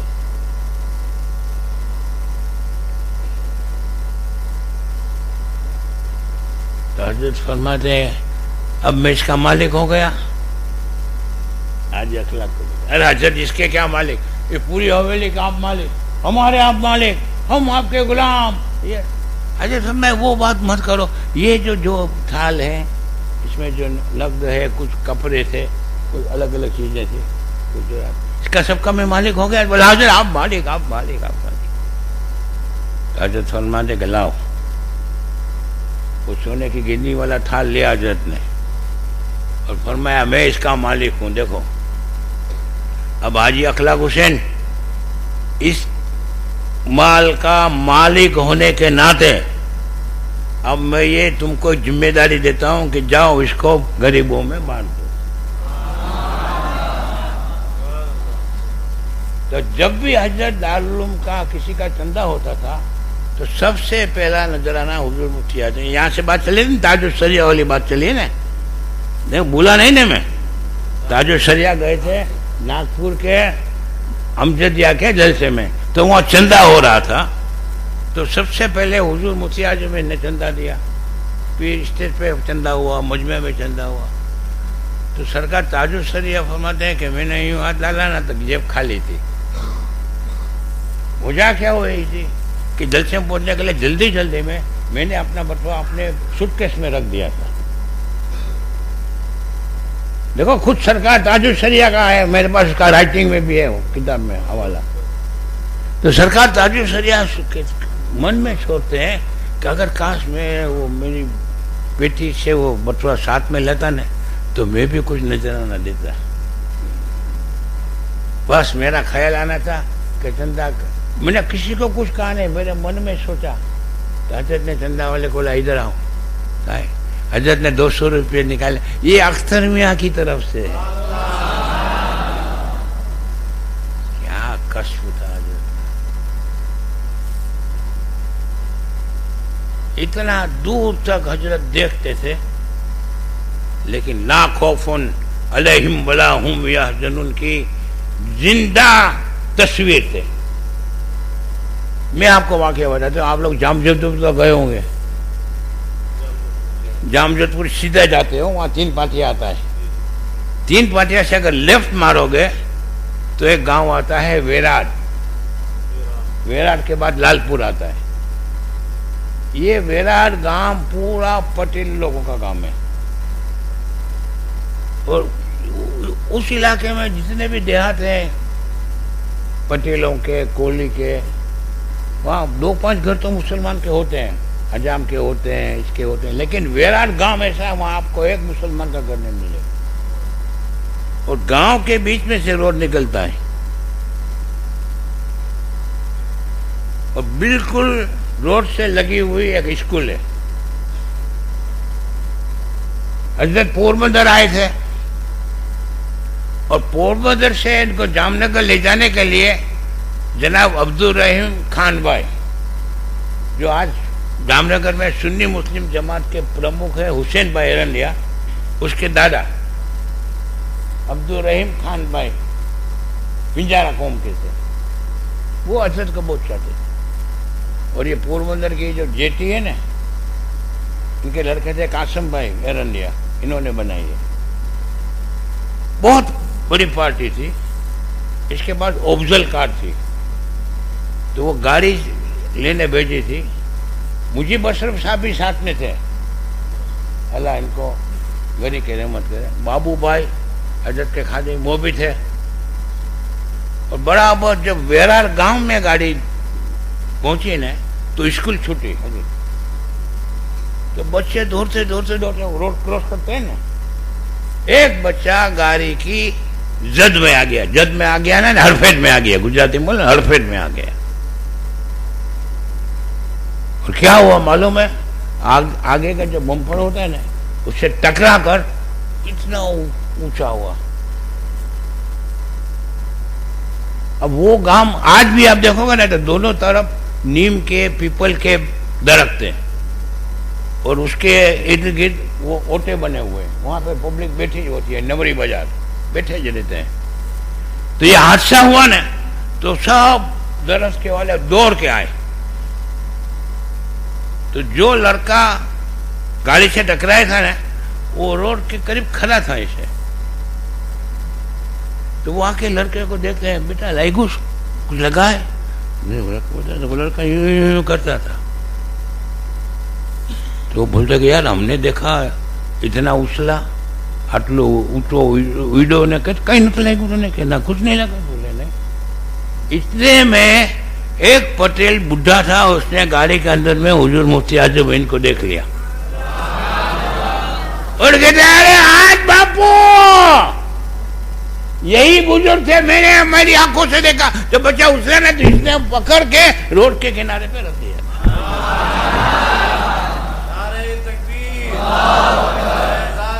और हजरत की क्या पोजीशन थी उस मालूम है? हजरत यूं बैठे थे और हजरत हमेशा राइट साइड में बैठते थे।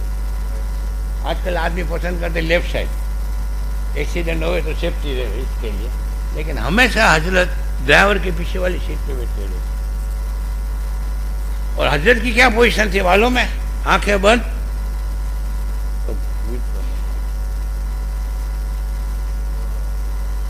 कोई खौफ, कोई खतरा नहीं। अला इन्ना औलिया अल्लाह ला खौफुन अलैहिम वला हुम यहज़नून की जिंदा तस्वीर। अब ऐसे हजरत की इस्तिकामत फिद्दीन, हजरत का तसल्लुक, हजरत का कश, ऐसी तो कितनी करामतें इस फकीर ने हजरत के साथ रह के देखी भी है और किताबों में भी पढ़ी है। और सरकार आसनुल उलमा से भी बहुत सुनी है। सरकार आसनुल उलमा हुजूर मुफ्ती आज़म इनको बहुत चाहते थे, बल्कि यूं कहो ना कि दीवानगी की हद तक मोहब्बत करते थे। सरकार आसनुल उलमा हुजूर मुफ्ती आज़म से दीवानगी की हद तक मोहब्बत करते थे। अब ये बुजुर्ग अब कहाँ मिलेंगे देखने को? आपको पोरबंदर की दास्तान बताऊं? ये देखो दादा भाई सूर्या उधर बैठा हुआ, देखो कुर्सी पे। और शायद अली भाई केजी ट्रांसपोर्ट वाले भी होंगे, उनको भी देख लो। ऐसे अब आसार कदीमा थोड़े बहुत बाकी हैं। इनको मालूम है पोरबंदर एक जमाने में सानी देवबंद कहलाता था। क्या कहलाता था? सानी देवबंद।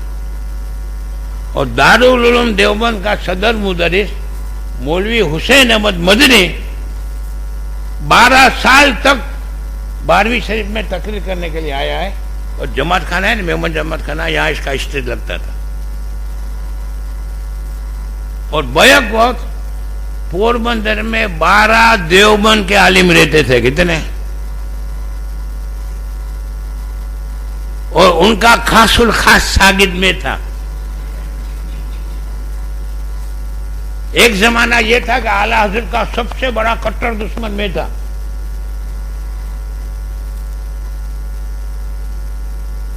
अब यहाँ वो अहमद गनी माचिस वाला जिसके डायमंड स्लेट पेन थी, आसम रावलिया है साहब, देवबंदियों की हमदर्द उनको बुलाते थे स्कूल में। तो उस जमाने में ज्योग्राफी, साइंस, मैथमेटिक्स, हिस्ट्री, ये सब किताबें उर्दू में आती थी। भूगोल, साइंस, इतिहास, ये बड़ी बुकों उर्दू में आती थी। आजकल तो गुजराती में आती है ना सब, या इंग्लिश में आती है। तो ये पढ़ाने के लिए ये अहमद गनी माचिस वाला और आसम रावलिया वगैरह देवबंद से आलिमों को बुलाते थे। भी जिंदा है। और सुलेमान भाई पत्नी आया था कि इंतकाल हो गया? अगर सुलेमान भाई पत्नी आया होंगे ना तो 2 आदमी। तब अहले सुन्नत की क्या पोजीशन थी मालूम है? सुन्नियों की एक मीठी मस्जिद पंचतरी में, वहां पे आला हजरत के एक शागिर्द थे मौलाना सैयद गुलाम मोहम्मद साहब।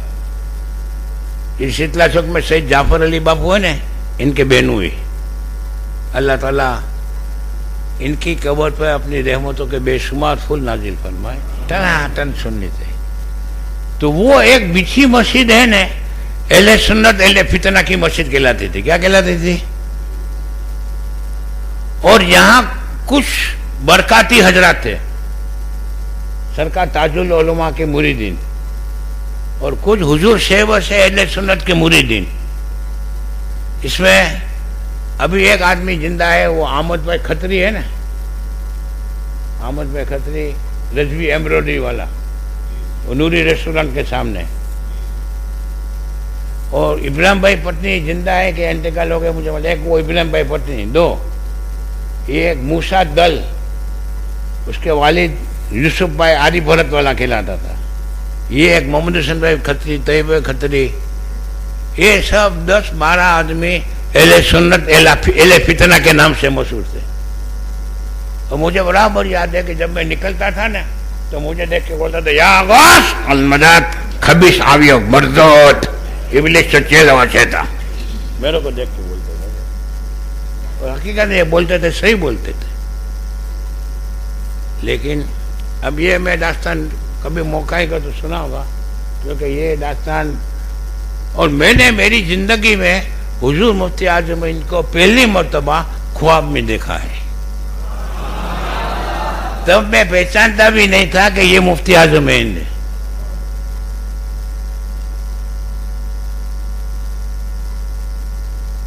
बहुत लंबी दास्तान है।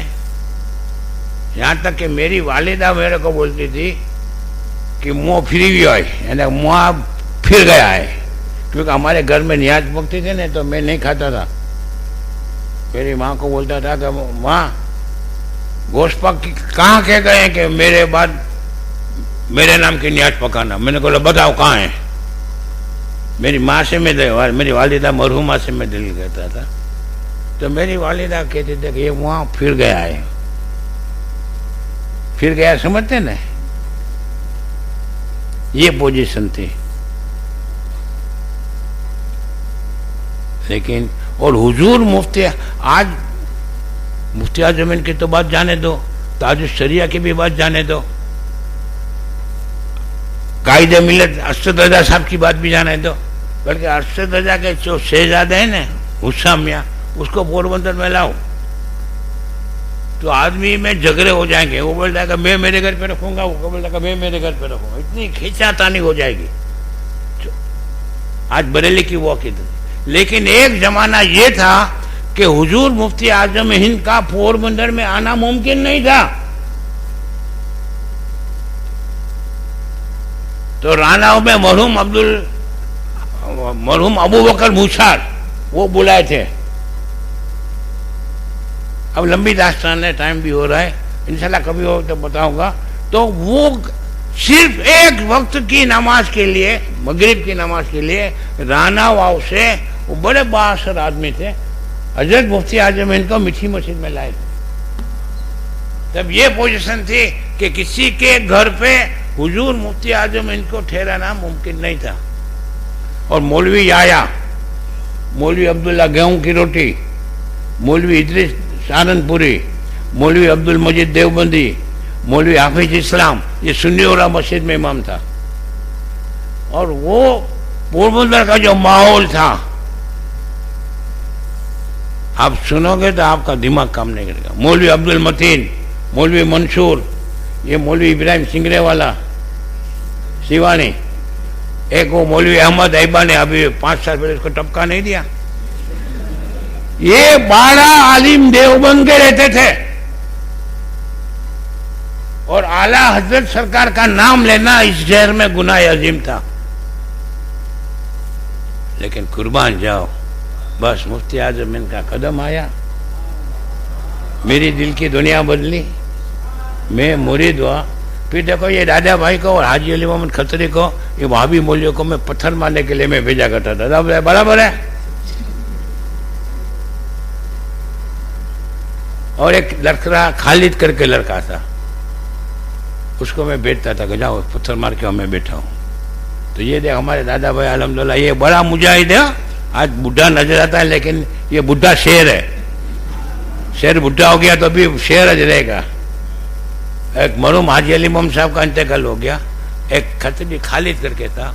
और सबसे बड़ा काम जो किया है तो मरहूम अब्दुल मजीद इस्माइल गुंदा वाला, उसने क्या काम किया है।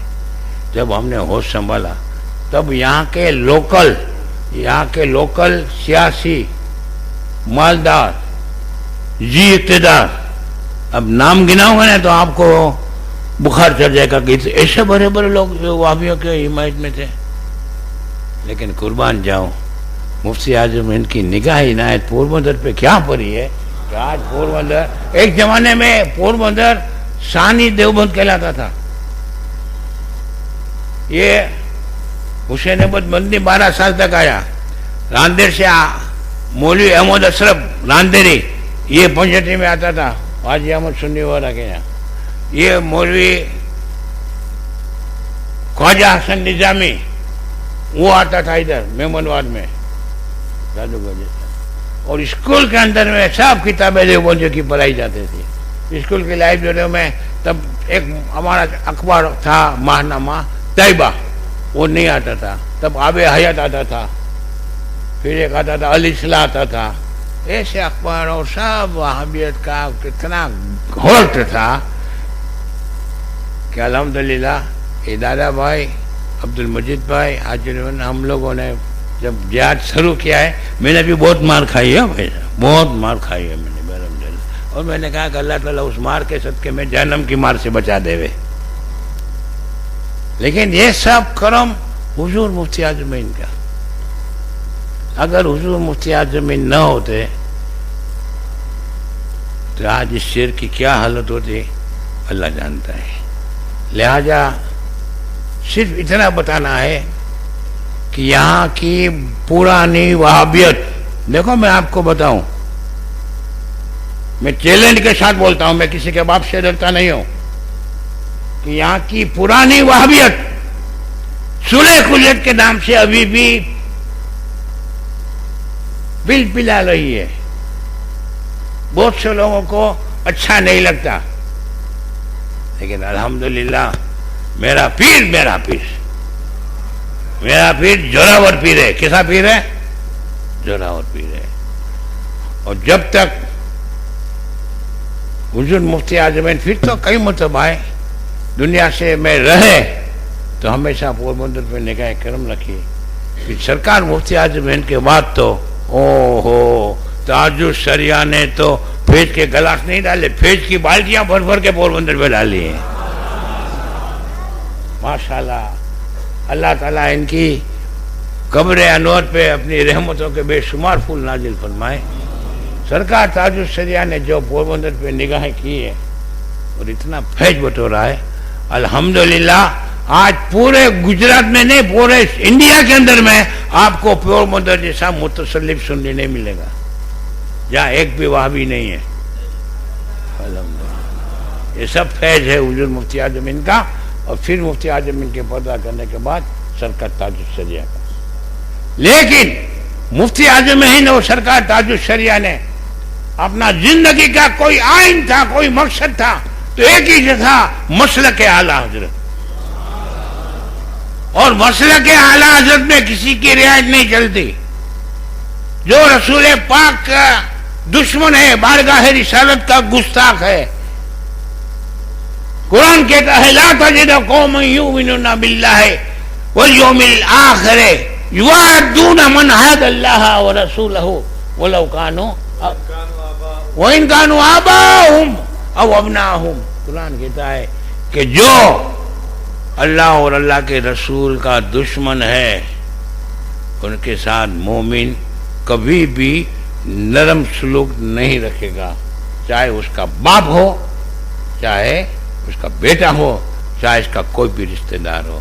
लिहाजा पोरबंदर के सुन्नी मुसलमानों को मैं अपील करता हूं, ए सुन्नी मुसलमानों, आज दौर आ गया है अपने ईमान बचाने की जरूरत है। आज देखो शियत बहुत फैल रही है, सुलह कुलियत फैल रही है, और सुलह कुलियत फैलाने में अगर किसी का बड़ा हाथ है तो दावत इस्लामी का है। ये इलियास अत्तार को इतनी अहमियत देते हैं कि माशाअल्लाह इलियास अत्तार आज गुरूर करता है कि मैं मुफ्ती आजमीन और आला हजरत के मुरीदों का रिकॉर्ड तोड़ दूंगा। तब फख्र आ गया। वो जाहिल आदमी है, क्या है? बिल्कुल जाहिल आदमी। मैंने आज से 12 साल पहले उसको कहा था, उसने मुजद्दिद का दावा किया था, मैंने 12 साल पहले कहा था मैं तुझे मुजद्दिद मानने के लिए तैयार हूं, सिर्फ एक शर्त है, फतावा रज़विया का एक सफा देख के पढ़ दे तू।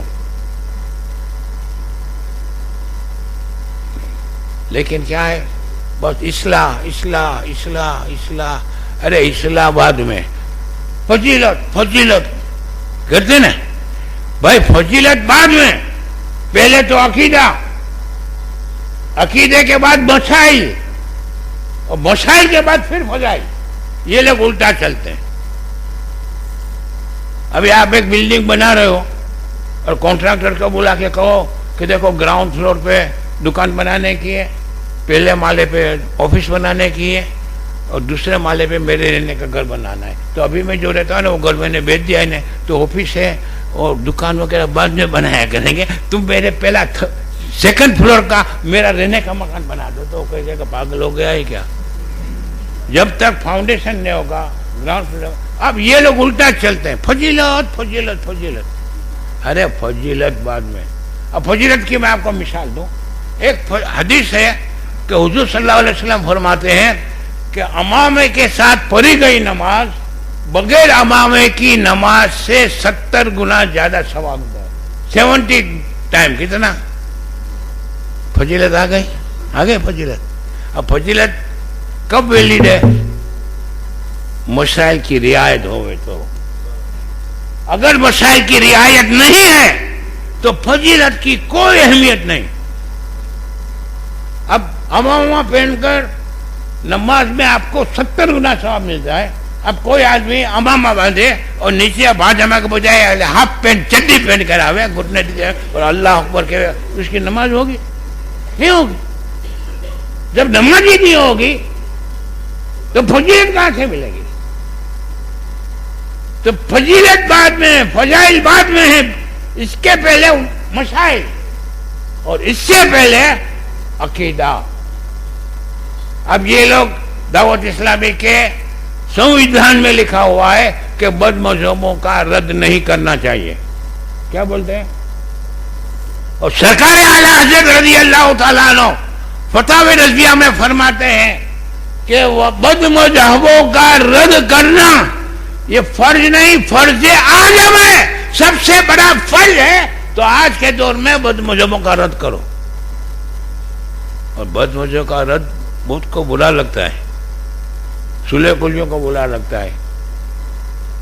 ए आला हजरत के मानने वालों, ए मुफ्ती आजम इनके गुलामों, ए सरकार ताजुस शरिया के दीवानों, बस जिंदगी का एक ही मकसद बना लो, मसलक के आला हजरत। और दुआ करो अल्लाह ताला हमारी नस्ल में किसी गुस्ताख रसूल को पैदा न करे। और अगर हमारी नस्ल में कोई गुस्ताख रसूल पैदा हो गया हो या होने वाला हो तो अल्लाह हमें औलाद न दे, हमें बे औलाद रखे वो मंजूर है, लेकिन हमारी औलाद गुस्ताख रसूल पैदा हो वो हमें हरगिज मंजूर नहीं। और अगर औलाद पैदा हो गई है और वो भविष्य में मुस्तकबिल में गुस्ताख बनने वाला है तो हम अल्लाह से दुआ करें कि अल्लाह मेरी औलाद गुस्ताख बने इससे पहले तो उसे मौत दे दे। क्यों? कि गुस्ताख रसूल बन के जीना उससे लाख दर्जा बेहतर है आशिक के रसूल बन के मर जाना।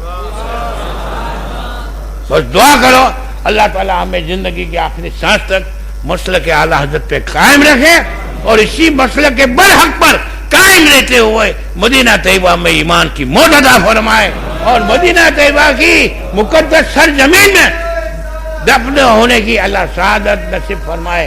आमीन। तैयबा में मर के ठंडे चले जाओ आंखें बंद, सीधी सड़क ये शहर शफाअत नगर की है।